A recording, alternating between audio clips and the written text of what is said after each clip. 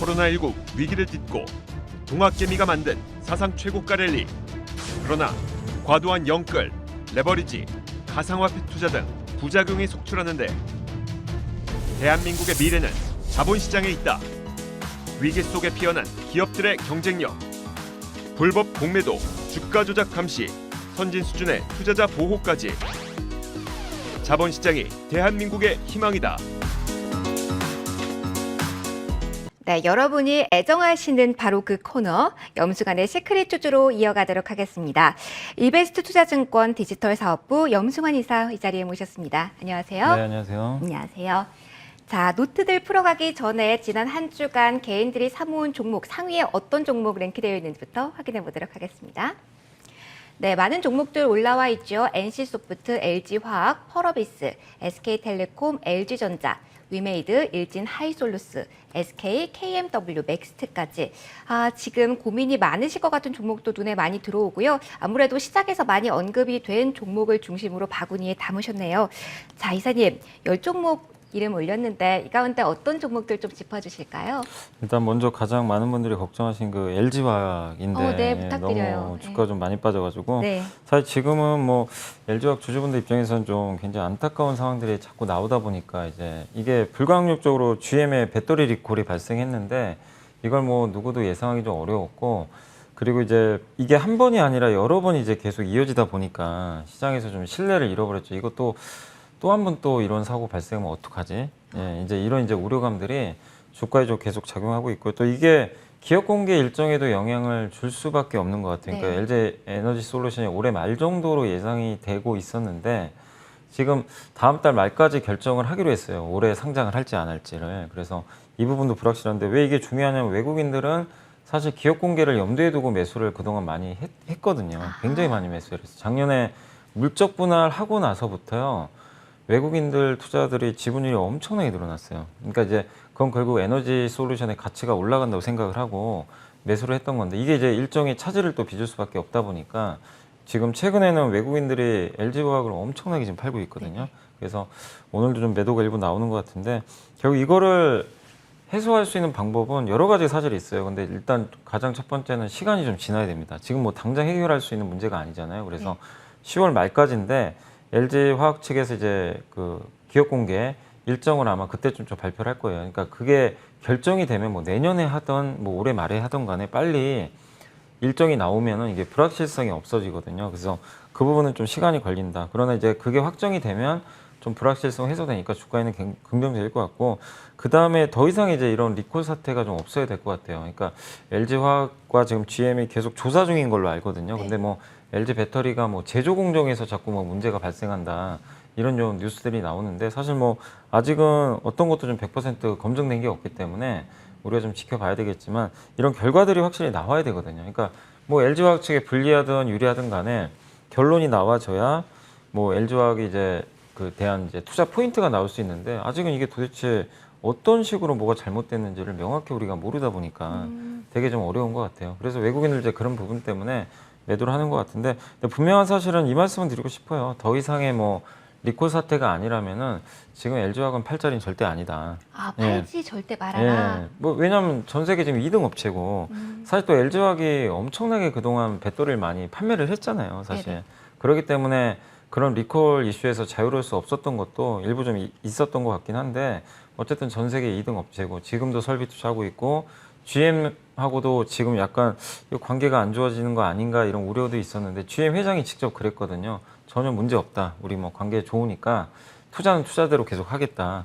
이렇게 좀 언급을 했거든요. 그래서 더 이상 리콜 사태만 없으면 나쁠 건 없을 것 같고 그리고 오늘 이제 좀 어차피 지금 2차 전지 얘기가 나왔으니까 오늘 2차 전지 섹터가 지금 너무 안 좋잖아요, 사실. 일제히 다 하락하고 있어요. 그래서 이게 하락하는 이유는 저는 이제 그렇게 생각해요. 이게 나빠서라기보다는 사실은 그 8월 달에 그러니까 7월인가 8월 그 데이터가 최근에 발표가 됐어요. 그러니까 전 세계 배터리 이제 뭐 이런 매출액이라든가 이 전기차 판매량이 나왔거든요. 근데 그 데이터를 제가 봤더니 조금 이제 유럽이나 이쪽에서 좀 성장률이 둔화되는 특히 전월 대비해서 7월 데이터일 거예요 아마. 그래서 6월보다 7월이 데이터가 꺾였어요. 이러다 보니까 이거 이제 피크아웃 아닌가? 이런 이제 우려를 하는 것 같아요. 그게 하필 또 주가가 이렇게 많이 오른 상태에서 빌미가 된 것 같아요. 제가 봤을 때. 그래서 차익 매물 때문에 오늘 좀 급락들을 하는데 다만 침투율이 그러니까 전기차 침투율은 계속 늘어나요. 10대 중에 그러니까 뭐 예를 들어서 지금 100대 팔리잖아요. 8대가 지금 전기차가 팔리는 거예요. 근데 이게 꾸준히 올라가고 있기 때문에 전기차의 성장성은 의심할 필요는 전혀 없다고 생각합니다. 그래서 네. 항상 뭐 전기차 섹터 오르고 악재 나와서 또 빠지고 이게 비일비재했어요. 근데 그럴 때 잘 견디시거나 비중 늘리신 분들이 결국에 나중에 또 승자가 됐거든요. 그래서 이번에도 2차 전지 업종 좀 너무 우려는 하지 말자 그 말씀을 좀 드리고 싶습니다. 네. 다음으로 하나 더 보도록 하죠. SK텔레콤도 많이 담았는데 이사님 이 종목 어떻게 보세요? 네, 제가 너무 말을 많이 해가지고 빨리 안타까운 하겠습니다. 마음에 저도 알아요. 그래서 SK텔레콤하고 그냥 KMW 간단히 말씀드리면 둘 다 비슷해요. 네네. MSCI에서 한 종목, 그러니까 SK텔레콤 비중이 줄어들었고 네. KMW는 지수에서 편입이 제외됐어요.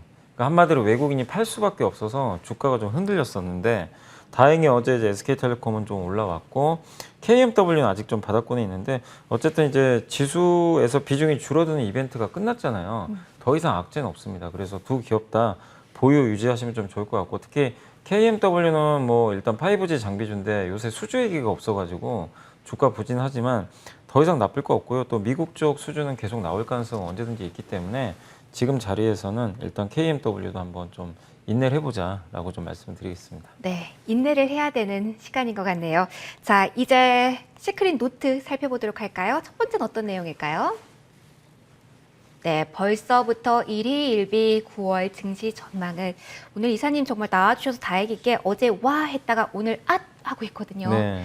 지금 좀 당황스러운 상황이라 9월에 관해서 좀 그림을 이사님께서 그려주시면 좋을 것 같아요. 어떻게 대응할까요? 일단 7월과 8월 두 달간 좀 시장이 빠졌거든요. 이제 조정을 좀 받았는데 이제 조정은 저는 마무리됐고 9월 증시는 좀 상승장으로 일단 예상을 하고 있고요.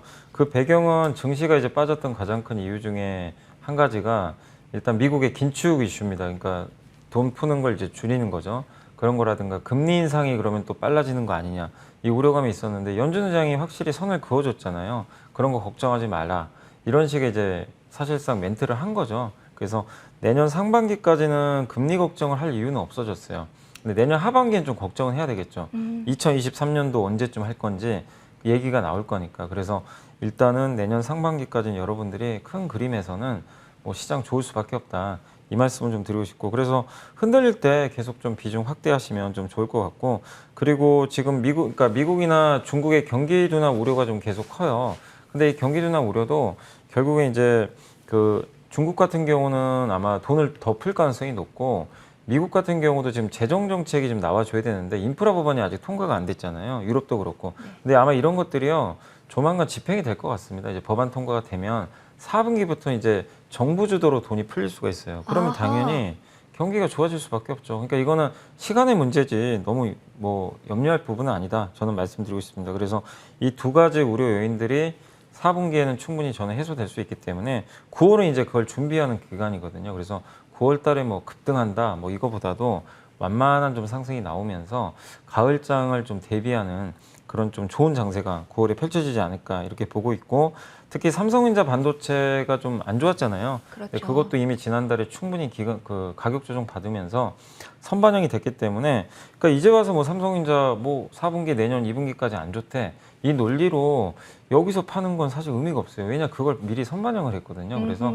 삼성전자는 지금은 좀 바닥이다 이렇게 보고 있고 아까 말씀드린 대로 미국과 중국, 유럽 쪽의 재정 정책도 기대가 되고 있기 때문에 9월 달 시장 뭐 너무 불편하게 생각하지 마시고 오늘 좀 아쉽지만 오늘 같은 날 이렇게 앞으로 9월 달에도 여러 번 이런 날이 하루씩 올 거예요. 네. 막 오르고 갑자기 빠지기도 하고 이럴 때 좀 부진했던 대형주. 저는 원달러 환율이 그래도 최근에 좀 안정감을 찾는 것 같아서 일단 중소형주가 오늘도 좋아요. 좋긴 하지만 9월 큰 그림에서는 좀 그 대형주들 있죠. 좀 부진했던 뭐 자동차도 좋고 뭐 아니면 반도체도 좋고 그런 좀 낙폭과대 대형주 중심으로 좀 비중을 늘려보는 거 저는 괜찮다고 좀 네, 말씀드리겠습니다. 본격 도약을 앞두고 흔들릴 때 비중을 좀 늘려보자라는 9월 증시에 대해서 조언을 주셨습니다. 다음 노트도 열어보도록 할까요? 플러스 알파를 가진 기업을 찾아라. 자, 이 플러스 알파를 가진 기업, 플러스 알파가 뭔지 이사님 궁금하네요. 그러니까 요즘에 시장이 좀 찾고 있는 기업이요. 기존의 본업도 잘하는데 네. 거기에 신성장 사업에 새로 진출하는 기업들이 있어요. 거기까지 잘하는 네, 기업. 그러니까 그거까지 이제 포함이 된 기업들의 주가 상승률이 굉장히 센 편입니다. 예전에 한 2달 전이었나요? 고려아연이라는 회사가 네. 이게 아이언 재련하는 회사잖아요. 근데 LG화학하고 갑자기 2차 전지 소재 사업 한다고 발표하면서 주가가 엄청나게 갔거든요. 그러니까 약간 이제 지금도 그런 스타일의 기업들이 조금씩 나오는 것 같아서 여러분들이 그쪽을 좀 찾아보시면 좋겠고, 사실 주가라는 게 이익 곱하기 PER이거든요. 이익은 뭐 기본인데 PER은 밸류에이션. 그 밸류에이션을 몇 배 줄 거냐? 10배냐, 20배냐, 30배냐. 그건 시장이 결정하는데 절대 매력 없는 기업한테는 20배, 30배 안 주거든요. 그럼 그 매력이라는 건 여러 가지가 사실 있어요. 근데 저는 이제 오늘 말씀드릴 거는 그 매력 중에 하나로 신사업에 진출한 기업들. 그걸 보자는 의미고, 그래서 저는 오늘 좀 2종목 가져와 봤어요. 네네. 그 OCI하고 DLENC. 어떤 것부터 들어볼까요? 그러니까 많은 분들이 의아하실 거예요. OCI가 무슨 신사업이 있나, 태양광 아닌가 이렇게 생각하시겠지만, 얼마 전에 포스코 케미칼하고 음극재 소재 사업 시작한다고 언급을 네네. 했습니다. 그래서 아마 그게 이제 양산이 될 것 같은데, 원래 본업도 좋아요. 그러니까 여기서 기본 전제는 본업이 좋아야 돼요. 본업이 안 좋은데 신사업 좋은 거는 점수를 까먹는데, OCI 폴리실콘 가격 내년 상반기까지 강세 전망이 나오고 있고, 부동산 개발 이익도 아마 들어올 거예요. 근데 여기에 얼마 전에 포스코랑 2차 전지 음극재용 원료 생산 이제 시작한다라는 얘기가 있었습니다. 합작사 이름이 P&O 케미칼이거든요. 그래서 이걸 통해서 그러니까 태양광과 2차 전지 친환경 모든 포트폴리오를 가져갈 수 있는 그런 기업이 될 수 있으니까 OCI 좀 눈여겨보시면 좋을 것 같고. DLENC는 어떤가요? 예, DLNC는 이제 주택회사잖아요. 주택 개발하는 네네. 이제 뭐 이런 이제 플랜트도 하는 회사인데, 요새 이제 건설사들이 좀 주목하는 게 뭐냐면 CCUS라 그래가지고, 뭐냐면 이산화탄소를 배출을 많이 하면 이제 규제 들어가잖아요. 어떤 공장에서.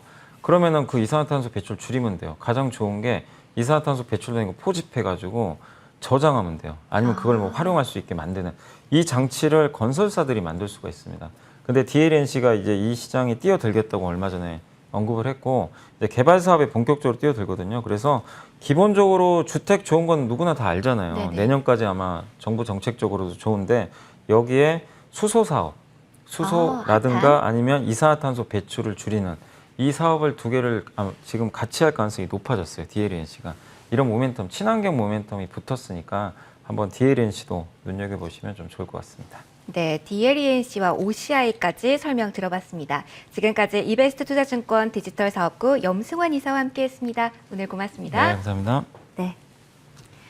네, 양대지수 흐름 크게 바뀌진 않았네요. 코스피는 하락, 그래도 코스닥을 선전하고 있는 지금 2시 50분 구간입니다. 자, 1부는 여기서 마무리하도록 하겠습니다. 시청해주신 여러분 고맙습니다.